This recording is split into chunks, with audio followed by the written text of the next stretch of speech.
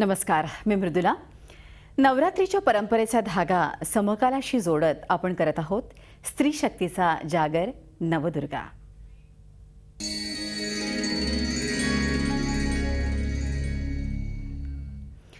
स्त्री घराबाहेर पडली आणि तिनं आपली वाट स्वतःची वेगळी वाट धुंडाळली. ती कधी अर्थार्जनासाठी तर कधी स्वतःचा शोध घेण्यासाठी. या वेगळ्या वाटेवरचा तिचा प्रवास आकाश पेलताना.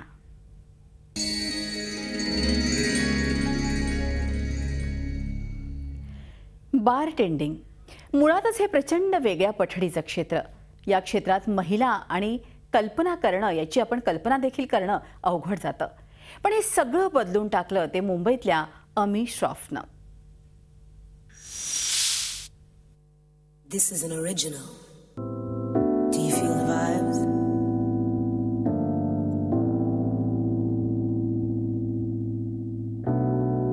Do it.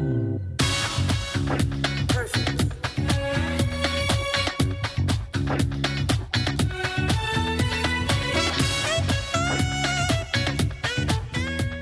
या सगळ्या प्रकाराचे नाव बारटेंडिंग.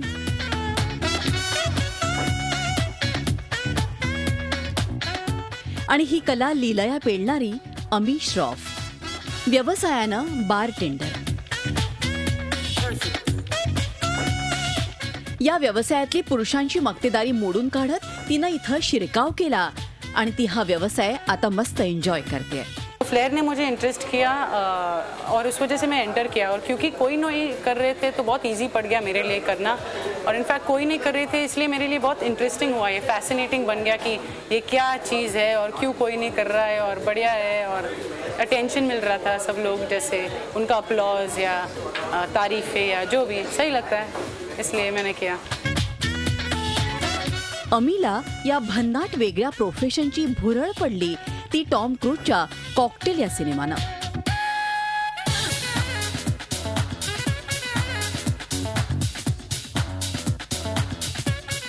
त्यातली बारटेंडिंगची कला पाहून ती अक्षरशः झपाटली आणि गोल पक्क झालं.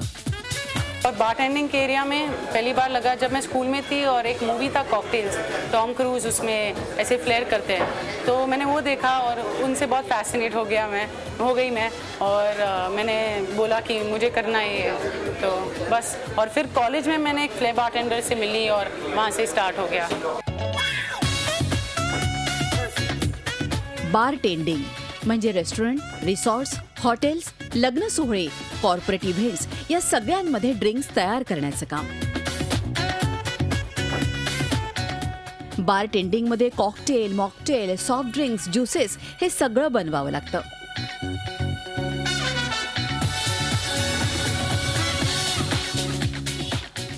बारटेंडिंग से भी बहुत सीखने को मिलता है. अलग अलग लोग, सिचुएशन, बहुत सारे लोग एक टाइम पे सबको ड्रिंक चाहिए. फास्ट काम करना होता है. कोई टाइम पास कर रहे हैं उसको चुप कराना होता है. कोई जो कौन सबसे ज़्यादा वेट कर रहा है. हर कुछ यानी कि आप काफ़ी कुछ सीख सकते हैं बारटेंडिंग से. हर एक प्रोफेशन से पर बारटेंडिंग से डेफिनेटली मैंने बहुत सीखा है. स्पीड, चुस्ती, मेमोरी मेरी इम्प्रूव हुई है. लोगों से कैसे बात करना, अलग अलग किस्म के लोग देखे. बारटेंडिंग मध्ये सगळ्यात महत्त्वाचं म्हणजे फ्लेअर. फ्लेअर ही एक प्रकारची कला आहे. त्याला मॉडर्न आर्ट असंही म्हटलं जातं. फ्लेअर म्हणजे एका आकर्षक पद्धतीनं ड्रिंक तयार करण्याची पद्धत. हे काम सोपं मुळीच नाही. वरवर हे खूप आकर्षक आणि ग्लॅमरस दिसत असलं तरी त्यासाठी मनाची प्रचंड एकाग्रता लागते. आपका ध्यान एक चीज़ होती है, देखना एक जगह एक चीज़ होती है, कुछ करना एक चीज़ होती है. पर अगर आप उसको बार बार कर रहे हो तो आपको ऑलरेडी ऐसे क्या बोलते हैं मसल मेमोरी, यानी कि आपका ऑलरेडी बॉडी को याद है कैसे करना है. और अगर आप कॉन्सेंट्रेट नहीं करेंगे तो गड़बड़ होगी. बस वही बात है. बारटेंडर म्हणून ड्रिंक तयार करताना त्याची चव, त्याचप्रमाणे ते कसं सजवायचं या गोष्टींचा प्रामुख्यानं विचार करावा लागतो. यापैकी एकही कमी जास्त झालं तर सगळा मूड बिघडतो. कुठल्या ग्राहकाला काय हवं त्यानुसार ड्रिंक्स तयार करावी लागतात. एक अंडरस्टैंडिंग होता है कि बैलेंस क्या है, वो बहुत इंपॉर्टेंट है. और वो सिर्फ बारटेंडिंग में नहीं, शेफ्स भी उसको बहुत अच्छी तरह से करते हैं. तो सिर्फ एक रेसिपी होना एक बात है, पर वो रेसिपी का भी जिसने भी लिखा है उसका शायद एक नींबू बोल रहा था या इतना ml या जो भी, उसका रस शायद ज़्यादा खट्टा हुआ होगा, शायद मीठा होगा.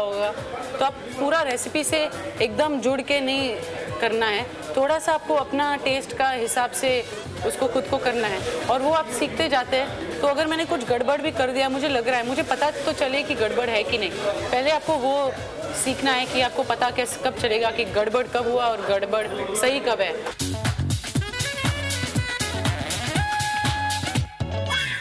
सध्या या व्यवसायात फक्त 2 ते 3% मुली आहेत आणि फक्त मेट्रो सिटीमध्ये या व्यवसायाला संधी आहे.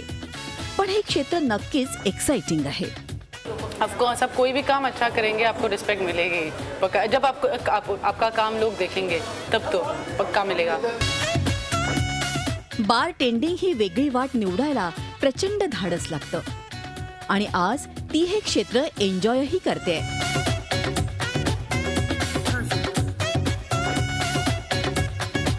बारामतीतल्या सदोबाची वाडी या गावाची वेगळी ग्रामपंचायत अस्तित्वात आली आणि सरपंच पदाचा मान मिळाला तो मनीषा होळकर यांना. पहिली पंचायत समिती असल्यानं निधीची कमतरता होती. मग राज्य सरकारच्या विविध योजनांमध्ये भाग घेऊन पुरस्कार मिळवले. पुरस्काराच्या रकमेतून गावचा विकास साधला आणि मनीषा होळकर आदर्श सरपंच ठरल्या.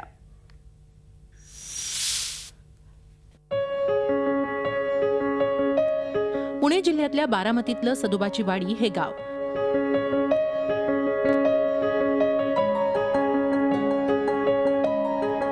2010 मध्ये सदोबा वाडीचं गावचा होळ या गट ग्रामपंचायतीतून विभाजन झालं आणि नवीन ग्रामपंचायत स्थापन झाली.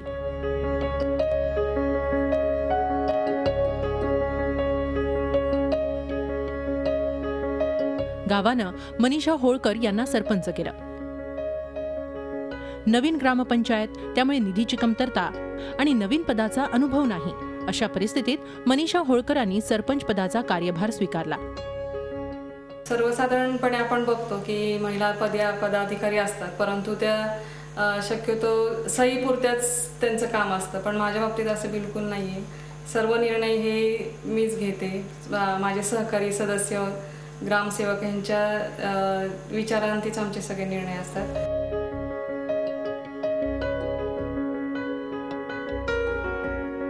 अर्थात गावकऱ्यांचंही सहकार्य होतं.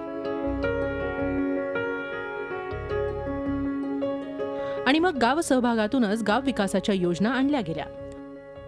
महिला बचत गटांसाठी प्रोत्साहन देणं, मग त्याच्यासाठी पण काही प्रशिक्षण वगैरे घेतलेले आहेत. जसं की पार्लरचं, अन्न प्रक्रिया वगैरे असे 2-3 प्रशिक्षण घेतलेले आहेत. त्याचप्रमाणे मुलींचं स्वागत केलं जातं आमच्या गावात, की जन्माला आलेली मुलगी तिच्या नावे लगेच 500 रुपये टाकले जातात. सत्तेचं नव्हे तर विकासाचं राजकारण करत मनीषा होळकर यांनी गावाच्या पिण्याच्या पाण्याच्या तसंच आरोग्याच्या प्रश्नांना प्राधान्य दिलं. गावात मूलभूत सुविधा आल्या.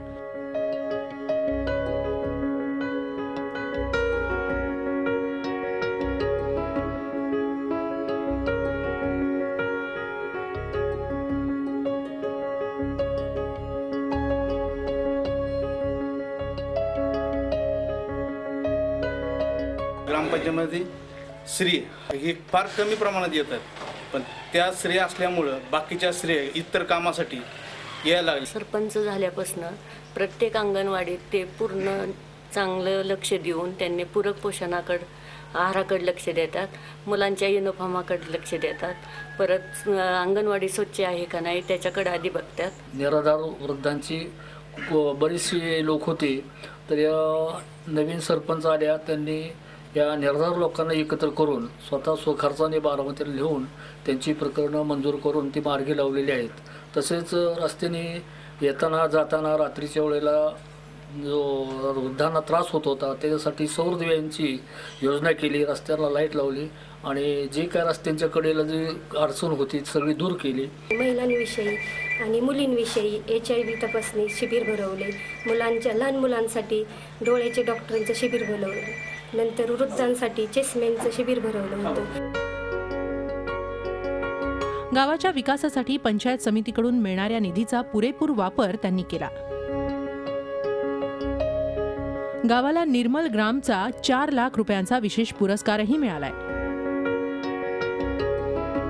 प्रथम जेव्हा मी आमच्या ऑफिसमध्ये गेले तेव्हा मला असं निदर्शनास आलं की आपली जे इन्कम आहे जो ग्रामपंचायतीचा तो खूपच कमी आहे. आम्ही पर्यावरण संतुलित ग्राम योजनेमध्ये स्पर्धेमध्ये भाग घ्यायचा निर्णय घेतला आणि त्यामध्ये वृक्ष लागवड, कर वसुली ह्याला प्राधान्य होतं आणि तो आम्ही सर्व आमच्या टीमनी सदस्यांनी पुरेपूर त्याचं काम केलं त्याच्यासाठी आणि आम्ही त्यामध्ये बसलो. पण ते निकष आम्ही पूर्णपणे पार पाडले आणि त्यामुळे आम्हाला तो पहिल्या वर्षाचा आमचा जो 4 लाखाचा निधी तो मिळाला.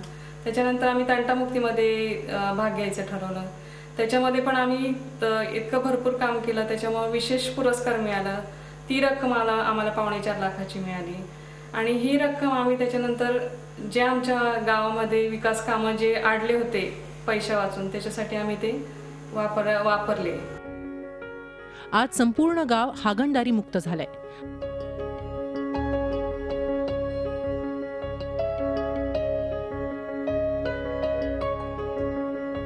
गावात दारूबंदी योजना यशस्वीरित्या राबवण्यात आली आहे.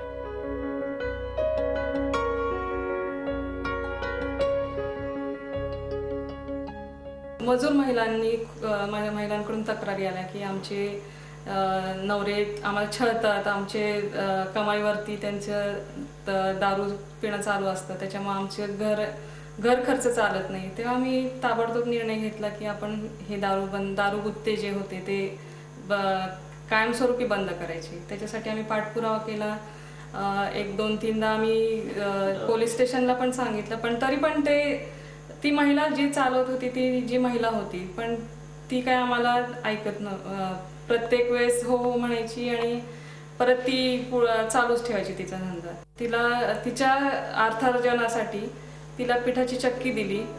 हे सगळं साध्य झालं ते सर्वांच्या साथीनं, सर्वांच्या सहभागानं. आपल्या कवितेतील स्त्री शब्दरूप उलगडून दाखवतायत मंगेश नारायण काळे.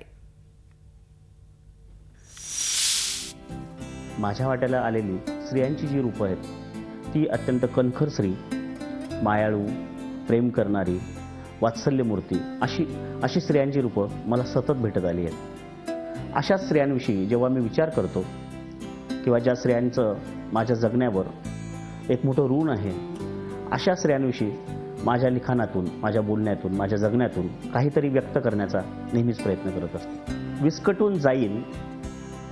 विस्कटून जाईन मी या तुझ्या पिसाऱ्यात.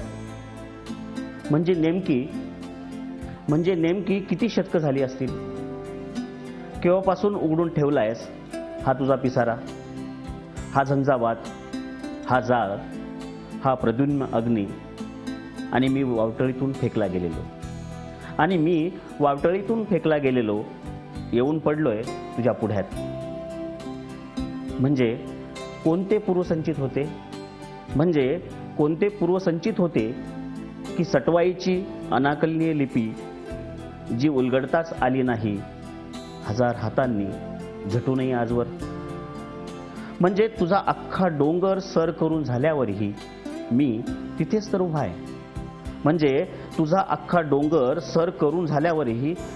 तर उभा आहे. शतकापासून प्रतीक्षारत. म्हणजे हे तर नक्की की तुझ्या अबीर बुक्क्यानं माखलो कितीदा आणि सांडत राहिलीस तू.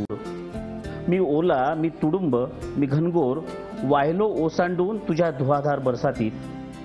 नसता तुझा काना मात्रा उकार रुकार मिळाला माझ्या अध्यक्षरांना तर धावलो असतो का असा सुसाट. 7 डोंगर 7 नद्या 7 समुद्र ओलांडून 7 डोंगर 7 नद्या 7 समुद्र ओलांडून आणि मिळालं असतं का फुल गुलबकावलीचं अप्राप्य या संचिवृतीही. नकोच ना वाहत ठेवू सदोतीत. नकोच ना वाहत ठेवू सदोदित, नकोच ना बरसू रात्रंदिवस संततधार, नकोच ना पेलून धरू हे अख्खा बाळ, विस्कटून जाईन मी एक दिवस या तुझ्या घनघोर पिसाऱ्यात. नाही मी नुसती मादी, मी माणूस आधी आधी, असं स्त्री शक्तीविषयी बोललं जातं. नवदुर्गामध्ये गेल्या अनेक दिवसांपासून आपण अशा स्त्रिया बघतोय की अनेक संकट त्यांच्या वाटचालीत आली, परंतु त्यांनी अतिशय खंबीरपणे तोंड दिलं. त्या संकटाचा मुकाबला करत आज त्या झाल्या आहेत आजच्या नवदुर्गा. नवदुर्गामध्ये आज आपण इथंच थांबू. नमस्कार.